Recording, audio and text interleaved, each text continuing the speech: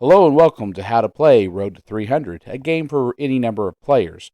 You're going to need 3 dice, a Road to 300 sheet, and a dry erase marker. And what we're going to do is we're going to roll the dice, and we're going to have a grid coordinate from 1 to 6. This is a 36 grid. We can then show which spots we can make our first mark, which is to mark an X. The next step will be to move a pawn.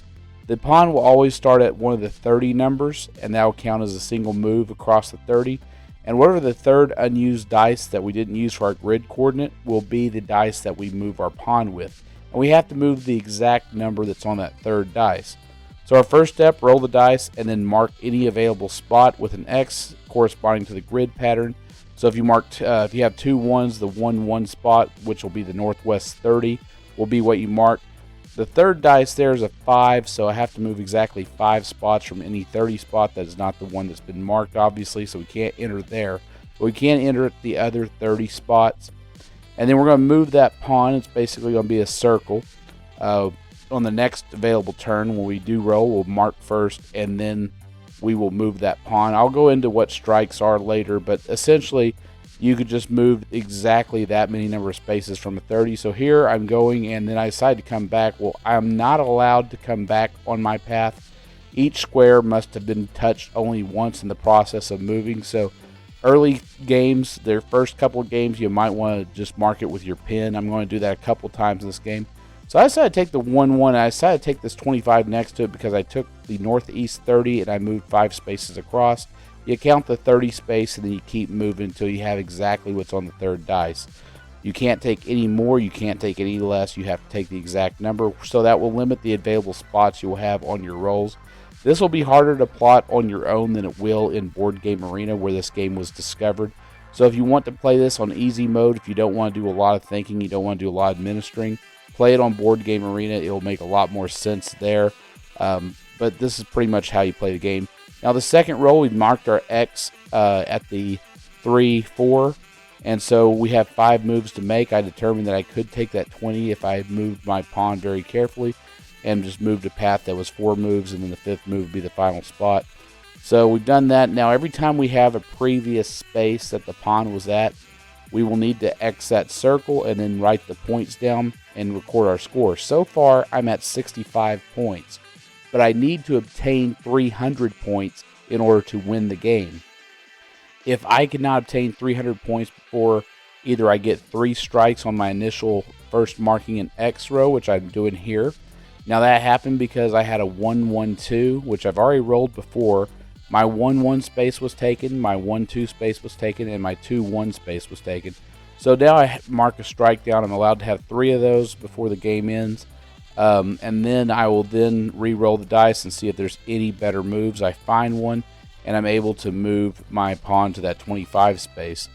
So that's pretty much the game. It's a matter of not boxing your pawn in before you're able to accumulate 300 points. And if you're able to do that, you'll win the game. If you get 3 strikes before you're able to accumulate 300 points, you will lose.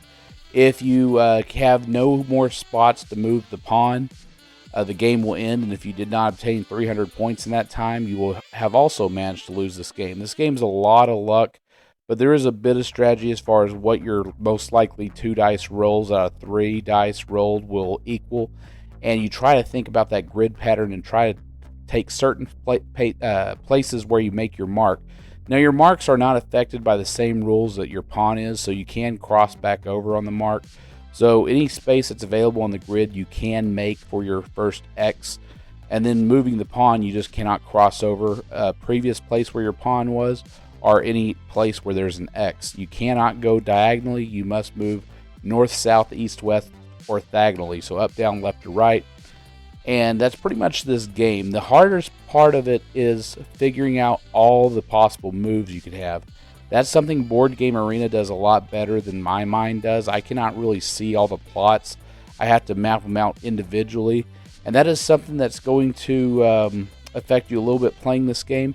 It's one of the reasons why it's probably a better solitaire on Board Game Arena. But if you like the extra challenge of thinking and administering the rules and being your own referee and trying to enforce the rules as they're written, This, I think, it adds a little bit more of a challenge to it, which makes it somewhat more enjoyable, helps you get a little bit more thinking done. If you're wanting something to really mentally stimulate you in a different way than what you've done at your job, or say whatever it is you do as an occupation, this is a great game for that, because this is a lot of thinking work as far as plotting all the spots that you can move your pawn to, as well as just looking at where you can mark on the grid. You're having to worry about first the grid marking and then where you can move your pawn.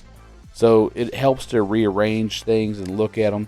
This is where it might get difficult with a community dice, because you might have to write down the 3 numbers on the sheet and then plot them out that way, and then erase them each time, and once everybody's taken their turn, if you're playing this in a party or something, that would be a little bit difficult. So we're at 290 now, so I've got a very thin, narrow band where I can and can't place dice, and I'm looking. I got a spot, but if I do that, can I move my pawn? Is this the most advantageous place? I think I'll take it here, move it 2 spaces, and then X out the previous spot, add the points. We're at 310 now. So now everything is good. We know we've gotten at least 300, but chances are we're going to not be able to make a mark anywhere. And we're looking at all the available spots. There's nothing that we can do, so we'll take another X for another strike. We'll roll again, see if there's any other spots. Now we have a spot, we believe, a 1-3, but I cannot move the pawn 6 spaces, so we'll have to end the game here. We scored 310 points, so we won, so yay! And like always, if you actually want to play some dice games out in public against strangers, otherwise known as friends you have not yet met, come to our subreddit Card Game Meetups and post your city and what public place you'd prefer to play a game at. Do mention the games you'd like to play, and if you need that link, click in the show more in the description. You'll see that link, as well as links to other video channels that I enjoy and instructions, and a link to a Discord server where you can talk to people that like to play card games, dice games, domino games, and board games all day, every day. They even discuss language there, so you'll find some interesting quirks about language on there. So do call your friends, let them know you'd like to play some cards or roll some dice, and maybe they'll say yes, maybe they'll say no, but you never know until you do. Do like and subscribe and share these videos with other people that you know love playing card games. And if we have a poll in the community tab, do vote for it. I want to thank today's musicians, and I will see you next video.